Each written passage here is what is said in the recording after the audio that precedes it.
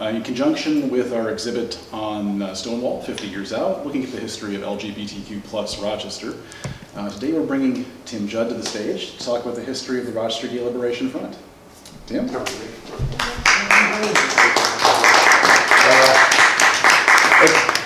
I'm really going to enjoy doing this. I started this research 20 years ago, 1996 and 97. I found some new friends in the process 20 years ago, Karen and RJ, and then so it's good, nice to finally be able to share. No one else has actually heard this research before. This is an ongoing project. I'm still looking for more information. I don't know where we're going to go with it. As I was putting this together, my neighbor and my workout buddy, I was telling him, what am I going to do? I'm at 12,000 words, and I'm only supposed to have less than 9. And he said, well, you don't have to tell him everything. So, I'm not going to tell you quite everything, but I am going to move right through it. The PowerPoint is really going to be just mostly pictures. It's nothing really you'd have to read or anything. It's just pictures from the period and some reflections.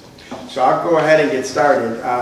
The Gay Liberation Movement was a revolutionary event that took place across our nation in Western Europe, unfolding on the heels of the Stonewall riots of 1969.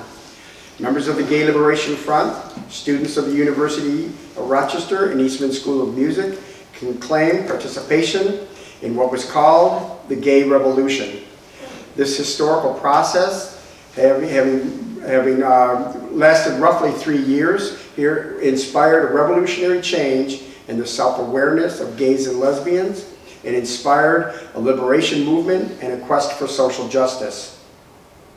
The Gay Liberation Front was a militant coalition of radical and revolutionary homosexual men and women committed to fight the oppression of the homosexual as a minority group and to demand the right of self-determination of their own bodies.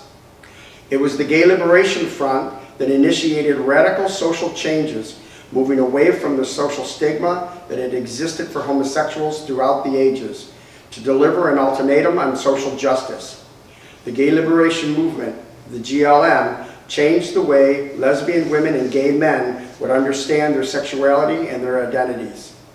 The Gay Liberation, just one of many aspects of the sexual revolution that changed how people would begin to think of themselves in terms of who they are, how they love, and to whom they could romantically be attracted to.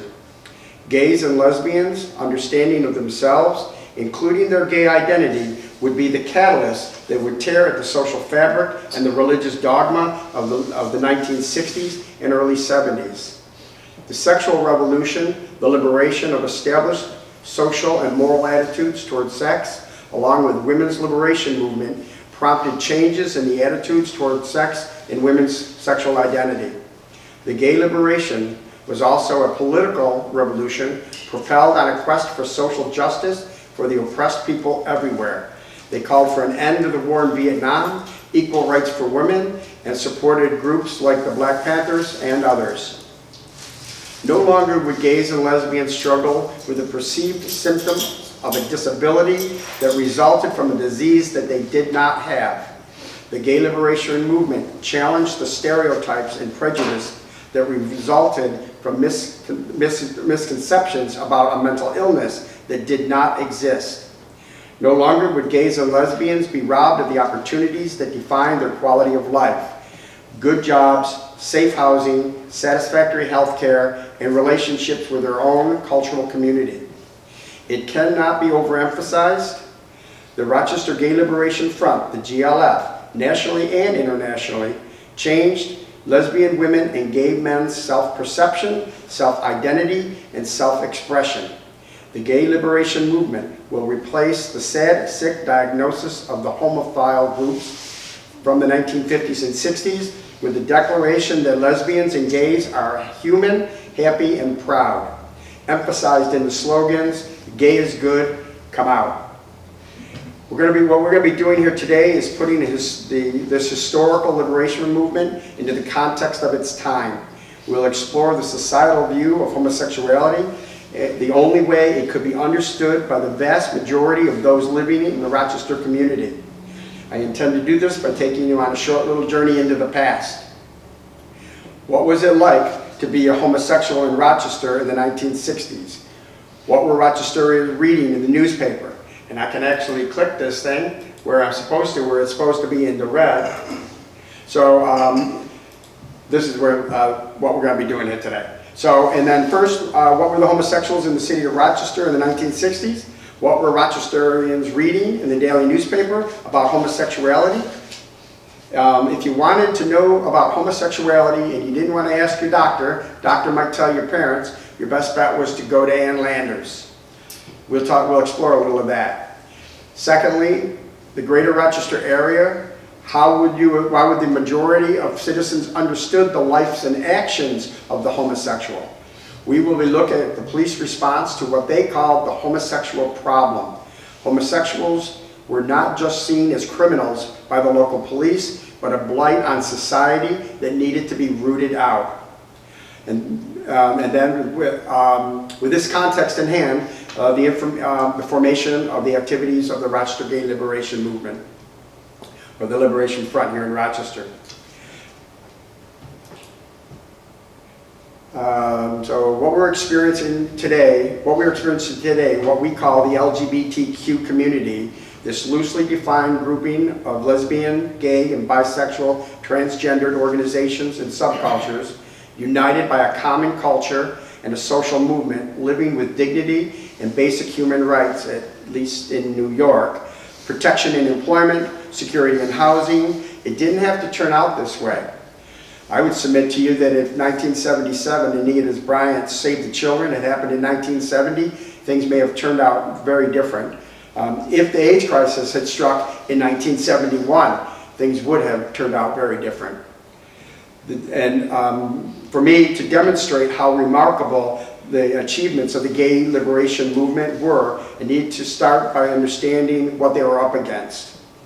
These students, kids really in their late teens and 20s, faced ridicule and hate we can hardly imagine today. Unafraid because they were unaware, sheltered by the university community. They put future prospects in the area of housing and employment at risk. To understand that the individual act of coming out, what these young gays and lesbians expose themselves to needs to be placed in the context of its time before we can appreciate the full gravity of their acts of bravery. Let's not forget this city residents, students who founded the GLF were supported by city residents and were exposed themselves to the full weight of the law. I need to address something about language. We'll be investigating what has been defined by historians as the long decade of the 60s. This cultural decade is loosely defined as beginning around 1963 with the Kennedy assassination and ending in 1974 with the Watergate scandal. This is roughly the time frame that we're going to be looking at today. The pejoratives used in this presentation are not meant to give offense. The lack of qualifier LGBTQ+ is also not meant to negate the importance of inclusiveness. The language we take for granted in the areas of liberation and social justice today we're still developing or had not yet developed within the time frame we're looking at today. This is the story of gay liberation and a quest for social justice for everyone. That requires us, no matter where we stand on the use of a qualifier LGBTQ+, that if we demand justice for ourselves, we must demand justice for everyone. That was what the gay liberation movement was all about. So let's get started. The gay liberation movement was a social political movement unfolding on the heels of the Stonewall riots in 1969, lasting here locally until July of 1973. The movement urged lesbians and gay men to engage in radical, direct action to counter societal shame with gay pride. Not as easily said as done. For the next few minutes, I'm going to take you back to what the vast majority of Americans outside of the urban areas, like in Rochester, would have actually been reading and seeing about our gay lifestyle. So what happened? What does oppression really look like? The United States government thought that homosexuals were a blight on society. I'm going to read from a document. This document, you're going to read it. I have the quote right here. Overt sexual perversion, including acts of homosexuality, constitute a crime against the federal government, against the states and municipal statutes.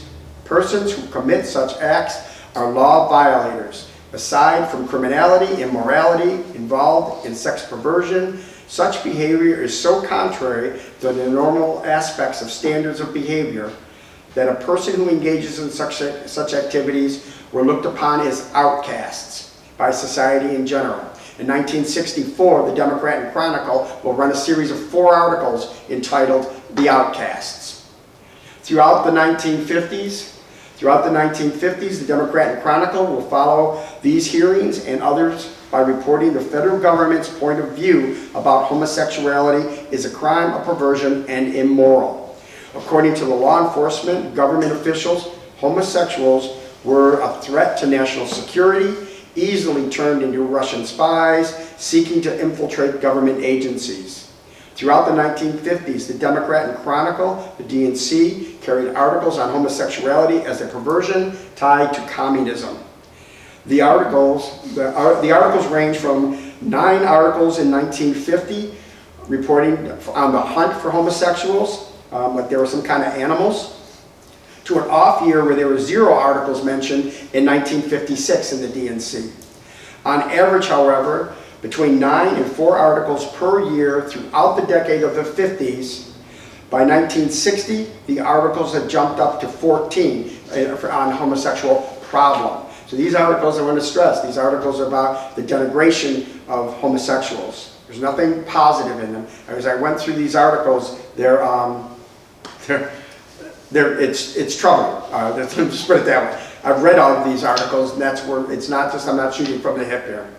Bearing in mind that these articles denigrate homosexuals, calling them perverts, deviants, Semites, and criminally insane. However, the homophile organizations around the country were doing their work by exposing the injustice of homophobia during this time. There were 41 articles in the DNC by 1964. There were 70 articles in 1968. There were, in 1970, there's 102 articles in the DNC dealing with homosexuality. The vast majority of these articles emphatically stress that homosexuality is a perversion, a mental illness, and a sickness. The staff writers of the DNC tell their readers that Rochester has a problem. The problem is the homosexual. Throughout the 1960s, if you wanted to know anything about homosexuality, your best bet was to read Ann Landers' column. Here's a sampling from 1961.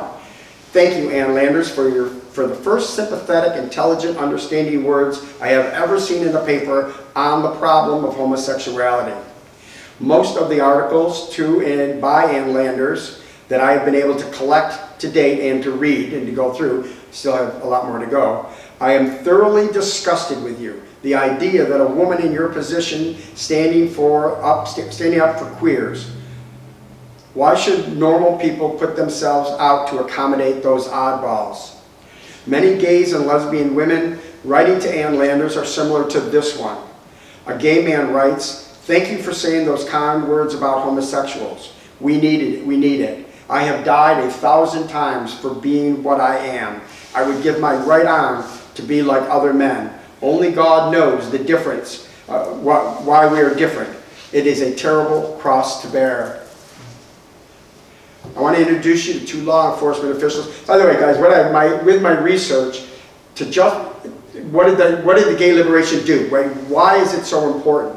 By putting it into context, so bringing you into the 60s, moving you then into the gay liberation, then looking at the 70s, which is where my research is going, we can determine what was accomplished by the Gay Liberation Front at the University of Rochester. And that's why I've spent the time in the DNC to get the local perspective so I can see whether or not what the actual effect was of this movement.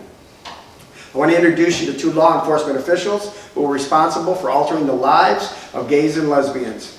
Chief Police William Lombard instituted a compulsory registration for all those convicted of sex offenses moving back to the city following their release from prison. Sounds like a good idea. However, concern over sexual offense complaints and molestations that he believed went unreported. He gave police woman Joan Mathers of the Moral Squad the job of using this compulsory registration not only on convicted sex offenders and child molesters, but also use the new registry in stings, surveillances, and arrests of mostly men, some women, who were being seen loitering together. Their names would be added to the list. From the statements I have read today, it's clear that Chief Lombard and policewoman Mathers were horribly homophobic. The coding system, this is the actual coding system. I found this in the FBI files. This one doesn't, they're using, her system was, according to the FBI, so good, they actually in 1965 did a feature on her in the way that she kept the information. This is the compulsory file. This is the actual, what it would look like, the example of what a file would look like. My hope is to actually get a hold of some of these. I want to see if the gay liberation people, some people from the GAGB, prior to the laws being changed, names are on the lists. We'll see how many there are eventually. They say that there's around 300. I've come to a number that's well over 1,000 names on the list. This, in 1964, articles, it speaks of a man being robbed at Maplewood Park. He's sick of himself. He's disgusted with himself because he got robbed. Chief Lombard says he's an active homosexual. He had just been robbed by young men. He fell prey because he's a deviant, according to the article. Our biggest concern, Lombard said, is that the active homosexual on the prowl. The passive pervert sticks to his own kind, and we don't consider him any subject of concern. The spring of 1964, a series of articles by Pat Zika at the DNC that describe the problem of homosexuality. This is the 4 series of articles. There was nothing nice to say about our community. I thought this was kind of interesting. It deals with homosexuality. Looking at the numbers in 1965, I'm progressing here to up into the 60s. Looking in 1965, the Harris poll, I want to highlight that homosexuals were seen to be more harmful than defending notorious criminals. On the upside, during the Cold War, we're 2 years past the Cuban Missile Crisis, and homosexuals are 19% lower than communists. This is the close-up of the sheet. So you can see homosexuals are at 70%. Find that they find us distasteful, but communists only have they're 89%. So that's better. 1968. A comment in a letter from a girl who wrote Ann Landers in 1968 to say that she too is a lesbian. You will probably receive a great many responses to the letter because there are many more lesbians around than people suspect. Ann Landers writes back that when a homosexual writes her, they write for reasons usually because they are lonely, frightened, and ashamed. Landers suggests professional help, though she is aware that the chances for a cure are slim. What about Ann Landers? If you were a lesbian or gay, bisexual, the only person that you could ask was Ann Landers. Parents discover their, so readers in the DNC, the Democrat Chronicle, did not read about the Stonewall riots at their local paper. 3 months after Stonewall, the local readers in the DNC were informed that when a parent discovers his son or daughter is a deviant, it is no comfort to them that there was homosexuality in Athens. So this is the DNC. There's nothing about Stonewall. 3 months after Stonewall, we're still deviants. Things are not necessarily getting any better. Okay, the liberation. On October, we moved from the late 50s to 60s. We did 68, 69. DNC's still not picking us up. On October 3rd, 1970, approximately 100 members of the Rochester gay community met at Todd Union at the University of Rochester to hear a guest speaker from Cornell University Gay Liberation Front and the Buffalo Mattachine Society. They were there to discuss the support and formation of a gay activist group that they would call the Rochester Gay Liberation Front. The 100 or so people that had attended this first meeting were not expected by the organizers. The majority of those in attendance were not from the campus. The question needed to be asked if there were any press in the room. The attendings, there was out of concern that the attendees' names would become public. There were none. As we've demonstrated thus far, homosexuality, even in 1970, is still against the law. On May of 1970, Larry Fine, an early organizer, had placed an ad in the Campus Times. In an interview, he said at the time he was in high spirits with renewed sense of hope, optimism, and enthusiasm. In early May, he anonymously submitted a classified ad in the Campus Times newspaper in which he proclaimed, "Take heart, brothers, Gay Lib is coming." Larry Fine had heard that they had rioted at Greenwich Village. The Gay Liberation Front received formal university recognition in October of 1970. They were given an office at 202 Todd Union, along with a small budget. In time, the GLF will claim a loosely knit membership of 200 men and women, with the majority of those members being city residents rather than university students. The attendance at the weekly meetings were anywhere from 30 to 60 attendees. 10 or 12 of them would be the students. The Gay Liberation Front at the University of Rochester had grown out of the national experience of the 1960s. It was the personal experiences of these first organizers that set the tone for the group's first activities and the tone for the first newsletter. One of the first organizers, Bob Osborne, had worked across the Deep South. You don't get to listen to me lecture like this, or I don't do this in the classroom. It's like when I teach, I do it a little differently. I'm surprised you're just putting up with it.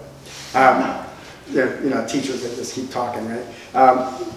One of the first organizers, Bob Osborne, had worked in the Deep South and had participated in the Civil Rights Project, such as the March on Selma. Osborne is considered by many of the members, of the first members, of being one of the founder of the Rochester Gay Liberation Front.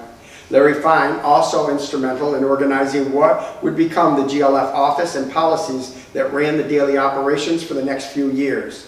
Fine writes that he became aware of his feelings were not the same as others around him at about age 11 or 12. He writes that he grew up in loneliness and feeling gay. Later, he would write about outing himself and telling his father of his involvement in the Gay Liberation Front and the pain that this outing would create. The anger he felt is seen in his writing. Society has distorted a simple fact of my life, of which I am happy and content, into a tragedy affecting me, my family, and friends. Here's an example of two feelings and attitudes merging to form a united front. On one hand, the front against the established order and the social norms. On the other, the personal movement for an acceptance of a way of life. These are two streams of thought that would run through the beginning stages of the gay liberation movement in Rochester. Not unlike the national movement, the Rochester would be a type, if you will, of what the national gay movement had been through since the beginning of the early days of the homophile movements in the 1950s and 60s. Like the national movement, the Rochester experience would start with a radical phase, move towards a moderate phase, seeking acceptance from the community at large for who they were, and then a separation between gay men and lesbian women. The separation came about over the same types of issues that split the Mattachines and the Daughters of Boletus in 1955. Then, unlike the homophile movement and the liberation movements would reemerge with a united front by forming an alliance between different kinds of people with different views, agreeing to disagree for the advancement of gays and lesbians' liberation.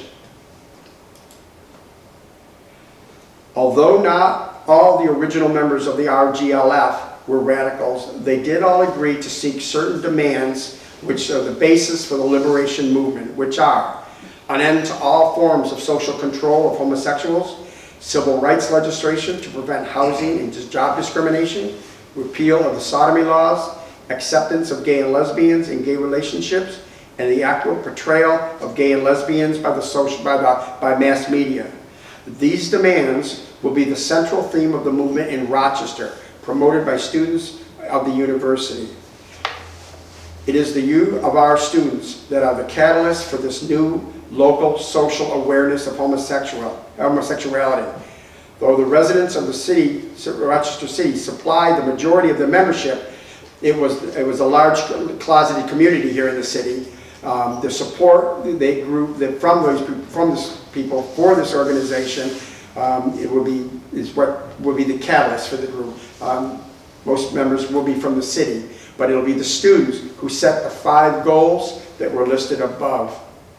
All of this, as we've seen, is not done in isolation. Cornell University, Columbia University, they're all engaged in this. This movement is already at work at Cornell and Columbia University. The fire behind the Gay Liberation Front was spreading rapidly to other states, the UK, France, and West Germany. The Manichaean Society never established a society here in Rochester. This is not to assert that the members in the society weren't located here, that they didn't live in the city. They went to Buffalo or to Syracuse. Buffalo was the Niagara frontier. Cornell has a major impact on the GLF. Members from this community were also in touch with people at Cornell University. It's all interphased, right? They profess to be working for political and sexual discrimination, in job hiring, police harassment. We're all going to be talking about the same thing. Bob Crystal, who's not here, I thought maybe he would be here today. Bob Crystal was a longtime member, but he was on the Speakers Bureau at Cornell University. As we go through this thing, it gets, this is part of their story. By tying in what was happening on the national front and what was happening in our local community, we'll make this a lot more interesting as I go through with this research, as it keeps compiling up. The Cornell GLF group structure, the way it worked in achieving their goals, were copied by the UR GLF. Cornell GLF was instrumental in the establishment of the Rochester GLF. There was contact between members and Bob Osborne. There's Columbia University, the oldest recognized homophile group in the country. I'm not going to read this whole thing for you. What happens is the Columbia has a radical homophile group on campus. They go to the National Homophile Conference, NACHO it's called, they want to protest, and they're getting really crazy. The moderates there kick them out. When they kick them out, they decide that, well, we'll forget these national groups, the Manichaean, Daughters of Believers, several others, SIR, NACHO. So they're going to forget those groups, and they will instead form new groups, new homophile groups on college campuses. They'll, so NYU, Columbia, Stanford.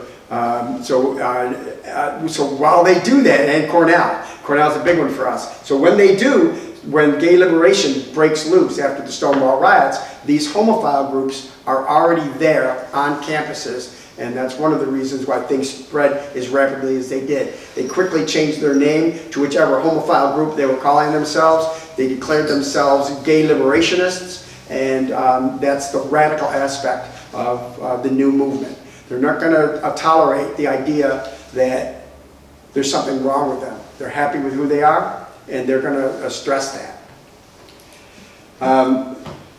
Let's establish that mechanical workings of these liberation movements had its origins in the civil rights and the women's movements of the 1960s. The consciousness rising became a very important communication tool for lesbians in the GLF.